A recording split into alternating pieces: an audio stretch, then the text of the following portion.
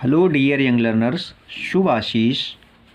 आज का हमारा टॉपिक यूपी बोर्ड कक्षा 12 के लिए बहुत ही महत्वपूर्ण वेकाबुलरी वन वर्ड सब्स्टिट्यूशन। तो डियर लर्नर्स, आइए शुरू करें। सबसे पहला है वन हु लैक्स नॉलेज। एक ऐसा व्यक्ति जिसमें ज्ञान का अभाव हो तो उसको हम कहते हैं अज्ञानी, इग्नोरेंट। इग्नोरेंट अज्ञानी। Killing of one's own self, खुद को जान से मारना, इसको कहते हैं आत्महत्या, सुसाइड। वैसे साइड लगा करके जैसे जर्मीसाइड कर दिया, फंजीसाइड कर दिया, तो साइड करके मारना ही होता है। चलिए आगे बढ़ते हैं। A person who has long experience, एक ऐसा व्यक्ति जो अनुभवी हो उसको वेटेरन, अनुभवी व्यक्ति कहते हैं। और पशुओं के डॉक्टर को भी, ये डॉक्टर को भी वेटेरियन करके बोला जाता है, तो ये भी ध्यान रखना। One who lives on another, वो जो दूसरों पर जीवित रहता हो, पैरासाइट, परजीवी। A woman whose husband is dead, एक ऐसी औरत जिसका पति स्वर्गीय हो गया हो, मृत हो गया हो, उसको कहते हैं विधवा। Government by the official, officials अधिकारियों की जो सरकार होती है उसको हम लोग कहते हैं अफसरशाही, ब्यूरोक्रेसी। क्रेसी कहीं भी लगा हुआ है उसको भी ध्यान रखिएगा, ये इसी तरह से शासन संबंधित है। तो ब्यूरोक्रेसी यानी अफसरशाही। A government of the people, by the people and for the people, एक ऐसी सरकार जो लोगों की है, लोगों के लिए है, लोगों से है, उसको हम लोग कहते हैं प्रजातंत्र या डेमोक्रेसी। इसी तरह से एक मिलता जुलता शब्द होता है ऑटोक्रेसी, तानाशाही कह लीजिए उसको, या एक व्यक्ति। तो क्रेसी का मतलब ही शासन से संबंधित है। चलिए और आगे चलते हैं। आ मेडिसिन डेट किल्स जर्म्स, एक ऐसी दवा जो जीवाणुओं को मारती हो, जर्मीसाइड। अभी साइड करके हमने नाम लिया था, मारना उसका अर्थ हमने किया था। इसी तरह से, तो इस तरह से आप अगर याद करोगे तो एक के सारे बहुत सारे शब्द आप लर्न कर लोगे। The state of being unmarried,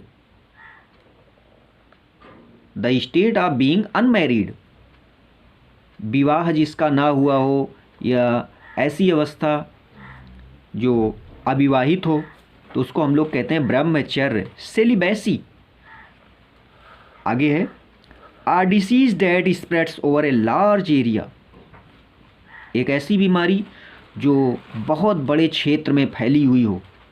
अभी अभी कुछ समय पहले, अभी भी चल रहा है उसका कुछ न कुछ असर, कोरोना महामारी। तो कोरोना महामारी, तो महामारी को हम लोग कहते हैं एपिडेमिक। ऐसे किसी न किसी घटनाक्रम से अपने शब्दों को जोड़ लीजिए, अपने विषय वस्तु को जोड़ लीजिए और वो हमेशा याद बना रहेगा। A person who Yeats too much, एक ऐसा व्यक्ति जो बहुत अधिक खाता हो, तो उसको हम लोग कहते हैं पेटू, पेटूहा, पेटुआ। तो क्या कहेंगे उसको? ग्लूटन, बहुत अधिक खाने वाला, पेटुआ। A government by a ruler who has unlimited power, एक व्यक्ति की सरकार, शासन जिसके शक्तियां असीमित हो, तो उसको हम लोग कहते हैं, अभी नाम लिया था हमने, ऑटोक्रेसी। क्रेसी ही शासन का नाम है, राज्य शासन से संबंधित है, एक व्यक्ति का शासन। इसको आप तानाशाही भी कह सकते हैं, ऑटोक्रेसी को। आपने सुना ऑटोक्रेसी, ब्यूरोक्रेसी, डेमोक्रेसी। और इसी तरह से कुछ सुसाइड, जर्मीसाइड, इन्फेंजीसाइड आदि आदि आपने सुने, तो इनको इस तरह से आप लर्न कर लीजिए। अगला है a man who eat human flesh, एक ऐसा व्यक्ति जो इंसान का मांस खाता हो। उसको बोलते हैं नरभक्षी, कैनिबाल, कैनिबाल, नरभक्षी। अगर 2-3 बार इसको आप इस तरह से पढ़ लोगे तो लर्न हो जाएगा। Place where cremating of dead bodies, cremate माने दाह संस्कार करना। तो वैसे तो जहाँ पर दाह संस्कार किया जाता है तो हम लोग शमशान घाट कहते हैं, तो उसको इंग्लिश में बोलते हैं शमशान घाट को क्रीमेटोरियम,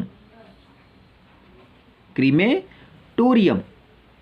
तो इस तरह से ये डियर यंग लर्नर्स शब्द समूह के लिए कुछ शब्द थे। आप अच्छा अभ्यास करें, अच्छा मस्तिष्क रखें, अच्छा सोचें, लिखें, पढ़ें, बार बार पढ़ें। बार बार पढ़ने लिखने की विधि को मैडम मांटेसरी ने बहुत ही पॉपुलर कर दिया। जो छोटे बच्चों और बड़े बच्चों के लिए बार बार लिखने पढ़ने से सारी चीज़ें लर्न हो जाती हैं। इस विधि का आप भी उपयोग करें, फ़ायदा होगा। मैडम मांटेसरी सिस्टम इसको बोलते हैं। बार बार लिखें, बार बार पढ़ें। तो ओके डियर यंग लर्नर्स, आज का टॉपिक बस इतना। शुभ आशीष।